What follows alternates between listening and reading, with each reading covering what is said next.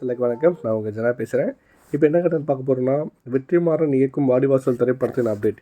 என்ன அப்டேட் வந்திருக்குன்றதை டீட்டெயிலாக பார்க்கலாம். தனுஷ் நடிப்பில் வந்து 2007ஆம் ஆண்டு வெளியான பொல்லாதவன் படத்து மூலயமா தமிழ் திரையுலகுக்கு வந்து இயக்குனராக அறிமுகமானவர் தான் வெற்றிமாறன். அதன் பின் வந்து அவர் ஆடுகளம், விசாரணை, வடசென்னை, அசுரன், விடுதலை இப்படி பல வெற்றி படங்களை வந்து இயக்கியிருக்காரு. இவர் இப்போதைக்கு வந்து விடுதலை பார்ட் 2 படத்தை வந்து இயக்கிட்டு இருக்காங்க. இந்த படம் வந்து வருகிற 20ஆம் தேதி வந்து வெளியாக இருக்கிற மாதிரியும் சொல்கிறாங்க.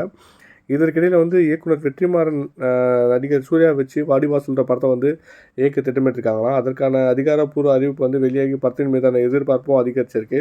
ஆனால் படப்பிடிப்பு பணிகள் வந்து தொடங்காமல் தாமதமாகி கொண்டே போகுது. தற்போது நடிகர் சூர்யா ஆர்ஜே பாலாஜி இயக்கத்தில் வந்து சூர்யா 45 படத்தில் வந்து நடிச்சிட்ருக்காரு.